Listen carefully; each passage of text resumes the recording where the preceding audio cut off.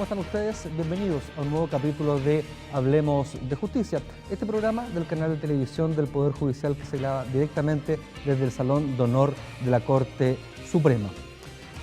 Permanentemente, las resoluciones judiciales son difundidas por los medios, comentadas por los analistas y también cuestionadas por la ciudadanía. Muchas veces se habla que las resoluciones pueden haber sido erráticas o que puede haber errores judiciales. De este tópico queremos hablar en este capítulo de Hablemos de Justicia. Les quiero presentar primero que todo a los dos invitados de este programa. En primer lugar, Jaime Salas, juez de garantía. Muchas gracias, magistrado, por estar acá. Gracias a ti. Y también Mauricio Duche, profesor de la Facultad de Derecho de la Universidad Diego Portales. Lo mismo, gracias por estar acá. No, gracias a ustedes por la invitación. Antes que todo, para empezar el diálogo, los quiero invitar a una nota introductoria para luego comenzar a dialogar. A fines de 2015, una serie documental estadounidense dio a conocer al mundo la historia de Steven Avery, un hombre que estuvo 18 años en la cárcel, condenado por un delito de agresión sexual que no cometió. La serie Making a Murderer da cuenta de la cadena de errores cometidos durante la investigación que determinó su responsabilidad. Si bien en Chile no se conocen casos con este nivel mediático, los expertos señalan que todos los sistemas de justicia penal pueden estar expuestos a cometer errores, debido a posibles problemas con la identificación de los imputados, el uso de confesiones y testigos poco confiables, una defensa judicial deficiente o cuando las policías enfocan la persecución penal en ciertos sospechosos y descartan otras evidencias. Esa es responsabilidad del Estado, por supuesto que sí. Y pienso que evidentemente si es una injusticia debe hacerse. No me parece que sea tan injusto sin hacer averiguaciones y sin saber realmente que la persona que está presa es la que tiene que estar. Yo creo que es lo mínimo que se puede hacer, no solamente para la persona que lo sufre, sino también para el daño moral que la familia le provoca un tema como este. Tanto el Código de Procedimiento Civil como el Código Procesal Penal contemplan el uso del recurso de revisión. Este sirve para verificar la legalidad del proceso judicial del afectado e invalidar la sentencia que lo condena, en caso que corresponda. La encargada de acoger o rechazar un recurso de revisión es la Corte Suprema.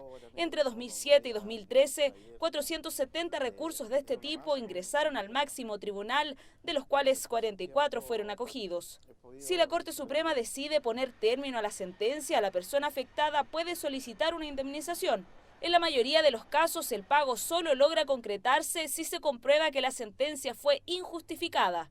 Algo parecido ocurre cuando en plena investigación la causa es sobreseída y la persona es absuelta. En este escenario surge la pregunta, ¿es posible cuestionar las medidas cautelares? La conversación queda abierta. En primer lugar, magistrado Salas, quiero preguntarle sobre el marco legal, las definiciones básicas de qué consideran los cuerpos legales cuando hablamos de un error. Mira, en la actualidad el marco regulatorio del error en términos generales asociado al mundo del derecho penal, básicamente en el ordenamiento jurídico nacional está contenido en dos normas. Una norma de carácter general que está en la Constitución, en el artículo 19, número 7, letra I, y que apunta específicamente al objeto del video que veíamos recién, es decir, la hipótesis del error judicial. Pero también existe una norma que funciona paralelamente a aquella y que eventualmente puede generar algún ruido en relación a la norma constitucional y que está establecida para los errores en los que tiene intervención directa el Ministerio Público, y ahí hay una norma específica que tiene un tratamiento también diverso y que está contenido en el artículo 5 de la Ley Orgánica Constitucional del Ministerio Público. Se trata, como te digo, de normas diversas, porque la primera apunta específicamente al error producido en el contexto de resoluciones judiciales. Para que sea procedente el error judicial que establece la Constitución, se requiere básicamente que una persona haya sido absuelta o sobreseída definitivamente, pero con anterioridad esta persona tiene que haber sido condenada o sometida a proceso. Eso es lo que dice la norma. Adicionalmente, la norma exige un trámite previo que es de conocimiento de la Corte Suprema, una suerte de juicio de admisibilidad y que implica emitir un pronunciamiento respecto de que esa resolución inicialmente que dispuso la condena o el procesamiento fue errónea o arbitraria. Y eso es un problema, digamos, es un problema porque finalmente ahí hay toda una problemática vinculada a la interpretación que se le da de esta norma, porque no es solamente un error, sino que es injustificadamente errónea o arbitraria, ¿te das cuenta? Entonces no basta el simple error o la arbitrariedad de una resolución judicial, sino que además requiere que sea injustificadamente. Y eso tiene una carga valorativa que ha sido un tema muy interesante que probablemente Mauricio puede abordar con mayor precisión desde el punto de vista de la dogmática. Sí, Mauricio, ¿el marco legal chileno está acorde al estándar internacional? ¿Está actualizado en torno a la exigencia que la sociedad hace del Estado a la hora de acusar y condenar? A ver, yo creo que ahí hay dos temas distintos. En este tema, en el derecho a obtener una indemnización por errores judiciales, los estándares internacionales son bastante restrictivos, tanto la Convención Americana de Derechos Humanos como el Pacto Internacional de Derechos Civiles y Políticos. Desde ese punto de vista, nuestra norma constitucional estaría adecuada porque incluso es un poco más abierta. Pero sí, todo sigue siendo una norma enormemente restrictiva, a tal punto que en datos que yo dispongo, entregados por el Consejo de Defensa del Estado, entre el año 2004 y el 2015, o sea, en más de 10 años, solo en un caso se había finalmente concretado una indemnización. Hay más casos en donde la Corte Suprema ha hecho esta declaración previa, pero luego que se haya concretado en un proceso civil, la indemnización es solo uno, allí donde los telespectadores pudieron ver que al menos hay 44 casos de revisión en un periodo incluso más breve. Entonces, la definición de la norma sigue siendo en la práctica extremadamente restrictiva y hace que probablemente situaciones que desde el punto de vista de la expectativa social a todos nos parecen injustas, no están teniendo una reparación adecuada y yo creo que este es un problema. Sí. En la cifra que usted entregaba es entre el 2007 y 2013 hubo 470 recursos que ingresaron, Exacto. ¿cierto? Y de los cuales 44 fueron acogidos a trámite. Exacto. Y si le agregamos al 2014, que yo tengo datos actualizados, se incrementa, son un poco más de 500 recursos, pero se mantienen los 44 recursos acogidos por la Corte Suprema. Claro, desde el punto de vista de la ciudadanía, ¿qué deberían entender ellos como un error arbitrario? Porque uno siempre sale a disgusto de la resolución, no tiene que ver con que si me gusta o no me gusta la resolución. Claro, lo que, como lo ha entendido la Corte Suprema y que proviene de la propia definición constitucional, tiene que ser un error absurdo, craso, ¿cierto?, de una magnitud gigantesca. No simplemente que luego descubrimos que el resultado era equivocado, porque la Corte dice lo que hay que ver, y esto en algún sentido es razonable, ¿cierto? Lo que hay que ver es la información que los jueces tenían en este momento. Si con posterioridad descubrimos otra información que no está, evidentemente no fue un error en ese sentido, pero esto es lo que yo creo que deberíamos llevar a reexaminar, es decir, desde el punto de vista del daño que sufre la persona, si el Estado podría hacer algo más, porque para ella sí fue claramente un error, y uno diría, bueno, las consecuencias de una persecución penal son extraordinariamente gravosas, no solo tienen que ver con consecuencias económicas, a veces se destruyen familias, se destruye la vida y tal vez el Estado podría hacer un esfuerzo un poco mayor en reparar situaciones en donde objetivamente hay un error independiente de que la responsabilidad haya sido porque un juez se comportó de mala manera. Y esto tiene que ver con lo que Jaime decía también, de cómo articulamos otras reglas de responsabilidad que tienen que ver con el comportamiento del Ministerio Público o eventualmente de las policías. O sea, si tuviéramos un sistema de responsabilidad que cubriera estas distintas cuestiones, probablemente podríamos llegar a más casos. Sí, magistrado, usted hablaba que las normas atacan por un lado el error judicial y por otro el Ministerio Público. Así es. Las policías, el servicio médico legal, las instituciones anexas al sistema de justicia, ¿no son castigadas, no tienen un marco que las vigile? Lo que pasa es que dentro de lo que es el régimen general de responsabilidad del Estado, siempre es posible la persecución penal en el caso de errores de agentes del Estado que eventualmente causen un perjuicio y que cumpla con las exigencias que la ley en general establece para la procedencia de las acciones civiles indemnizatorias. Lo que pasa es que en el caso del error judicial y en el caso del Ministerio Público tenemos normas específicas, te das cuenta, que permiten potenciar la procedencia de la acción. En los casos que tú refieres, yo personalmente considero que es posible perfectamente deducir acciones civiles respecto de otros operadores del sistema penal que hayan causado un perjuicio en el contexto de una investigación. Sin embargo, tendríamos que aplicar las reglas generales, ¿te das cuenta? Y de algún modo eso se diluye un poquito, ¿no? Lo que está de algún modo potenciado por el marco explícito que establece el error judicial y en el caso del Ministerio Público. Pero por supuesto que cabe. Sí, Mauricio, la misma pregunta, la extensión de esta... Sí, habría que distinguir efectivamente dos hipótesis. En el caso de la policía u otros organismos hay un estatuto general de responsabilidad por falta de servicio, digamos, claro, en la terminología tradicional del derecho administrativo. Y de hecho hay alguna jurisprudencia que efectivamente establece obligaciones de indemnización cuando han cometido errores o conductas policiales que, por ejemplo, se salen de los reglamentos. Pero claro, esto supone procedimientos civiles ordinarios y normalmente eso pone cargas muy importantes en términos de tiempo y de costos para obtener la indemnización. Por eso, estos regímenes especiales del Ministerio Público y de los jueces, digamos, podrían establecer una diferencia en términos, por ejemplo, de que una vez obtenida la autorización de la Corte Suprema se puede ir en un procedimiento sumario, mucho más breve, con menos costos. Sin embargo, el problema es que en la práctica estos regímenes especiales han generado más bien una responsabilidad mucho más restrictiva de los jueces y digamos, del Estado por el comportamiento de los jueces y del Estado por el comportamiento del Ministerio Público, por lo menos en la interpretación que ha habido hasta ahora. Por ejemplo, la regla también del Ministerio Público, yo estoy haciendo un seguimiento a casos y la Corte ha tendido a interpretar también de una manera bastante similar a que se interpreta la norma constitucional para los jueces. Entonces, en la práctica, estos estatutos especiales más bien están cumpliendo una función de filtrar más que de expandir el régimen de responsabilidad. Sí.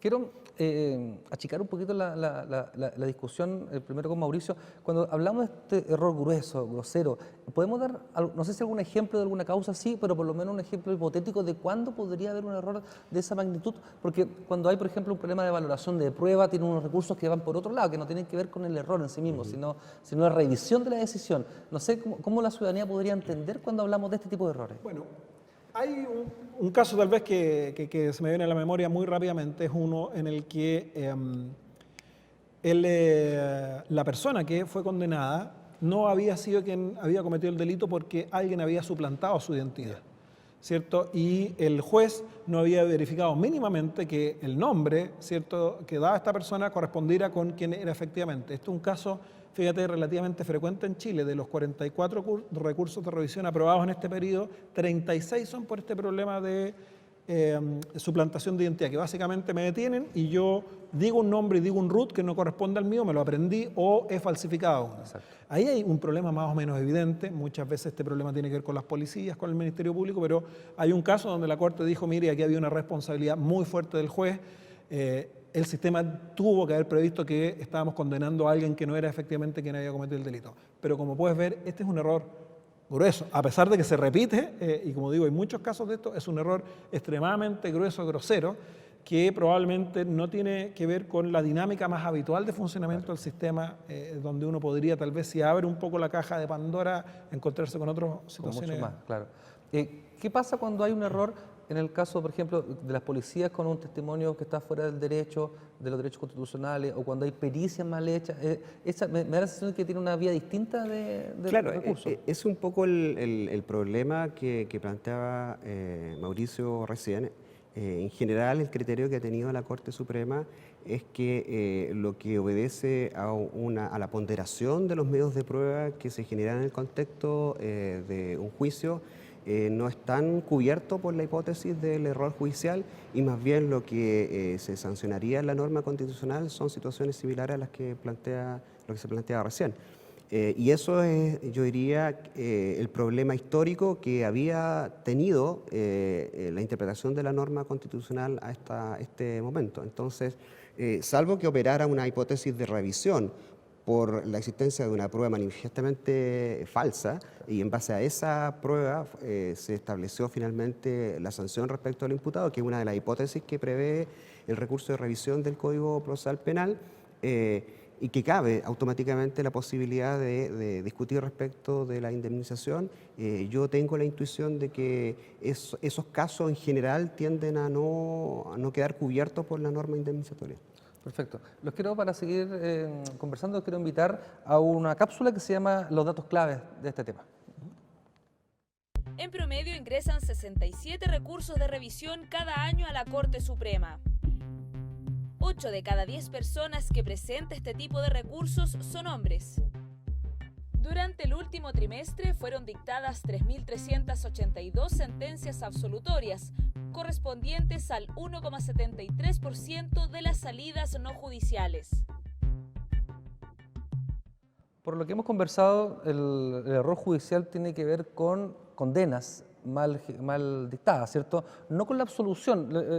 Quiero decir este tema porque no tiene que ver con las medidas cautelares, por ejemplo, que se den dentro de una investigación, por ejemplo. Pero no, aquí hay un cambio muy importante en la jurisprudencia de la Corte Suprema que conversamos con Jaime hace unos minutos, que se consolidó a partir del año 2014 y claramente el año 2015.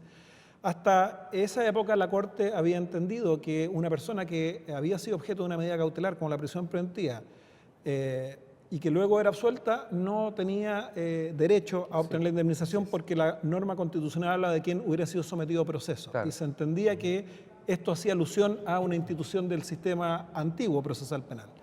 Sin embargo, la Corte, yo creo, haciendo una interpretación correcta a la luz de los principios y de normas internacionales, dice que no, sometido a procesos debe entenderse razonablemente a la luz de la lógica del nuevo sistema. Y, de hecho, una prisión preventiva mal decretada, una medida cautelar mal decretada podría dar lugar a indemnización. Y esto, por ejemplo, lo hizo en un caso muy importante el año pasado en el que una persona fue formalizada por violación, pero claramente había desde el primer minuto evidencia, unas grabaciones, unos videos que mostraban que el tipo de actividad más bien había sido una actividad sexual consentida y que, sin embargo, al momento de decretarse la prisión preventiva no se había revisado bien esta información. Y la Corte entiende que es un deber básico de un juez, al momento de decretar una prisión preventiva, ¿cierto?, revisar la evidencia que se estaba invocando en contra de la persona, y entendió que había habido un error judicial y dio lugar a este pase para poder obtener la indemnización. Eso es un caso, como digo, de esta nueva camada de casos de la Corte en donde se abre por primera vez el tema y por tanto esto abre unas expectativas interesantes en términos de precisamente hacerse cargo del problema que decíamos antes, que ha sido hasta el momento una norma interpretada con relativa restricción. Sí, magistrado, Mauricio es académico, ¿cierto? Sí. Pero usted está en el frente de batalla, uno podría decir, todos los días. Cuando la norma, la Constitución o los códigos, mejor dicho, dan un plazo de 24 horas máximo para formalizar, para la detención, para entregar los antecedentes en sala, el margen de error es alto, sí. son momentos muy rápidos. Sí, por eso que ¿Cómo se asegura, primero que todo, el juez dentro de su resolución y cuáles son los estándares exigidos para esto? Pues yo creo que esa pregunta es una pregunta crucial. Hoy día es una pregunta crucial. Un poco retomando lo que planteaba Mauricio, afortunadamente el cambio de criterio que ha tenido la Corte Suprema en el último año, del año 2014 a la fecha, aparece respaldado por dos proyectos de ley, uno que tuvo su génesis en el Senado y otro en la Cámara de Diputados, que hoy día están en discusión y en la que justamente se incorpora ya formalmente la prisión preventiva errónea, ¿te das cuenta?, como una posibilidad de asociarla a una hipótesis de indemnización en forma explícita. Entonces, este criterio de la Corte Suprema creo que no solamente satisface los criterios internacionales, sino que además está de algún modo siendo recogido por los operadores políticos para el cambio normativo. ¿Por qué te digo que es un tema crucial? Porque yo creo que una parte importante de los posibles errores judiciales pudiesen cometerse quizás ya no en el contexto del juicio, sino que más bien en el contexto de la prisión preventiva o de otras medidas cautelares que puedan ser equivalentes, ¿te das cuenta? Y eso es gravísimo porque en la práctica, yo te digo, hay un porcentaje no menor de personas que quedan sujetas a una medida cautelar de prisión preventiva u otra análoga, como el arresto domiciliario total, y que al cabo de algún tiempo el Ministerio Público toma la decisión de él mismo solicitar al tribunal el alzamiento de la prisión preventiva, porque con el devenir de la investigación se dio cuenta que los antecedentes que a su juicio eran suficientes para decretar la prisión preventiva en su momento, luego no fueron así. Y nunca llegamos, te das cuenta, ni siquiera a un juicio. Entonces hay muchos casos de personas que quedan sujetas a medidas cautelares y que eventualmente podrían estar cubiertas por una hipótesis de error. Y eso tiene que ver con lo que tú planteas. La lógica del proceso en sí de garantía es muy vertiginosa y eso tiene incidencia muchas veces en que no se logra minimizar el riesgo de error como debiese serlo. Entonces yo creo que el gran tema que está pendiente acá es cómo logramos generar un debate para elevar los estándares que deben tener los jueces de garantía al momento de decretar la medida cautelar de prisión preventiva y entender que la prisión preventiva no solamente se puede decretar o no solo debe ser decretada si se satisfacen formalmente los requisitos del artículo 140 del Código Procesal Penal, sino que se requiere un análisis mucho más agudo y profundo, que se haga cargo sensatamente de la evidencia que se plantea, justamente para minimizar lo más posible el riesgo de error. Sí, Mauricio, quiero continuar con la pregunta. ¿Esto es una invitación de la Corte Suprema o de la jurisprudencia a ser mucho más estricto en los estándares, por lo menos, por ejemplo, del Ministerio Público para pedir una medida cautelar gravosa? Bueno, y por eso te digo, aquí hay dos regímenes distintos. Uno es la responsabilidad que puede tener el Ministerio Público, que está regido por su ley orgánica constitucional. Otra es la de los jueces, apuntan a cosas distintas, ¿cierto?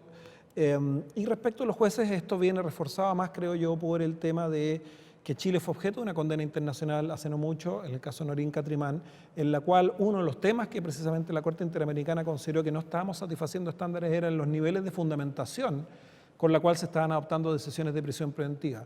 Y de hecho, sobre este punto la Corte tiene unos fallos bien interesantes en términos de recordarle y reafirmar a los jueces que la fundamentación no basta o no se satisface simplemente con la mención de los antecedentes, sino que hay que hacer algún tipo de análisis. Entonces, este es un tema que viene planteándose en Chile hace tiempo y creo yo que nuestro sistema y nuestros jueces están en perfectas condiciones de cumplir esta invitación y este desafío.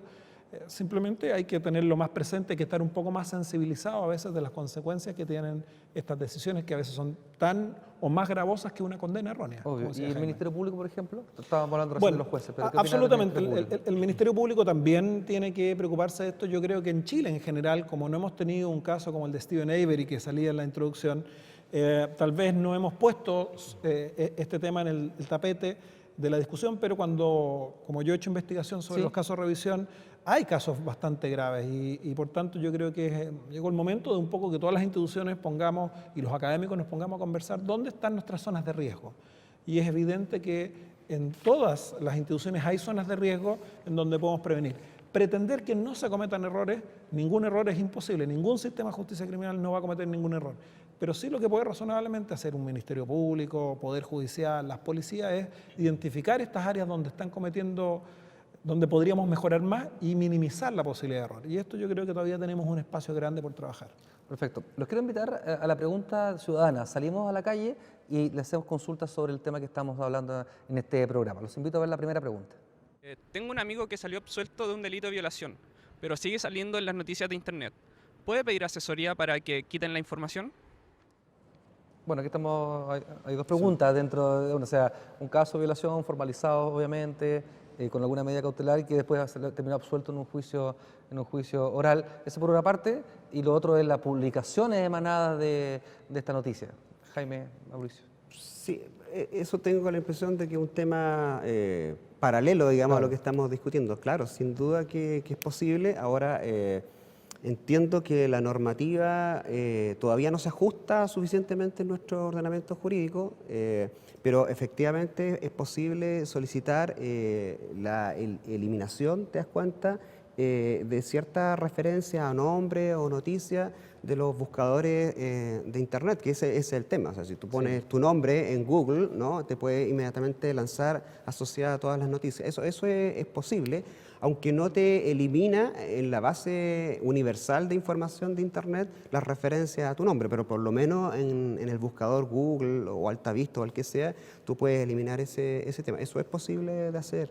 Sí. Mauricio, en una resolución final asociada a una indemnización, ¿puede también tener medidas otras accesorias como ordenar la eliminación de estos tipos de antecedentes? No en el tema de la indemnización.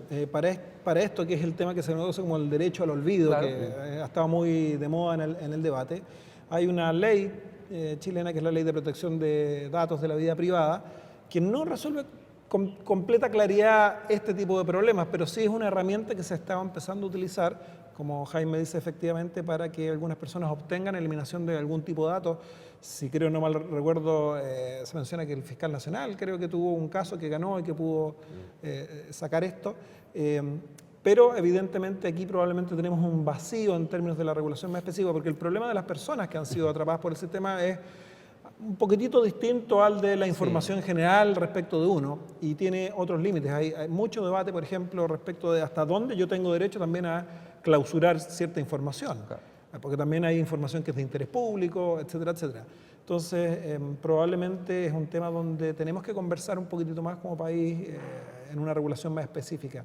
Quienes en esto han iniciado algunas iniciativas son la Defensoría Penal Pública, que ha estado con una campaña con medios de comunicación para precisamente en caso de personas absueltas pudiera por lo menos los medios ponerle un sello o una información para que la gente pueda darse cuenta que esa persona concluyó su proceso judicial. Pero es un tema muy, muy nuevo para Chile todavía. Sí, ya vamos a conversar en la parte final de este proyecto de la Defensoría. Vamos a la segunda pregunta ciudadana.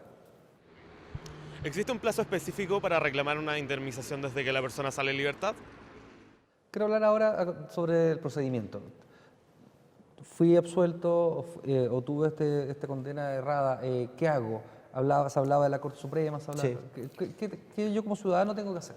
Bueno, como planteamos al inicio, acá hay un doble régimen, ¿no? Para los actos propiamente atribuibles a resoluciones judiciales y por otro los actos del Ministerio Público que van por cuerdas separadas. En el caso del Ministerio Público, la Ley Orgánica Constitucional establece un plazo general compatible con la indemnización civil, que es de 4 años. Que se cuenta desde la fecha en la que se incurrió en este acto que causó un daño y que tiene este carácter de arbitrario ilegal, injustificadamente arbitrario ilegal, porque copia y pega la norma la misma idea de la Constitución. Acá, en el caso del Ministerio Público, no se requiere la visación de la Corte Suprema, así que se deduce la acción directamente ante la justicia ordinaria, sería un tribunal civil. Distinta es la situación en el caso del error judicial, toda vez que se requiere este trámite previo de la Corte Suprema. Y ahí el plazo es un poquito menor, porque se reduce a 6 meses desde la fecha en la que queda ejecutoriada el sobreseimiento definitivo o la absolución que sirve de base a la solicitud para ocurrir a la Corte Suprema para que emite este pronunciamiento. Si es que la Corte Suprema hace lugar a la procedencia de la indemnización judicial, bueno, habrá que deducir la acción respectiva ante el Tribunal Civil, porque eso lo conoce un tribunal civil, digamos, me refiero a la determinación del monto de la indemnización en forma sumaria. Y ahí se aplican las reglas generales, que son 4 años de nuevo. Entonces serían 6 meses para concurrir a la Corte Suprema.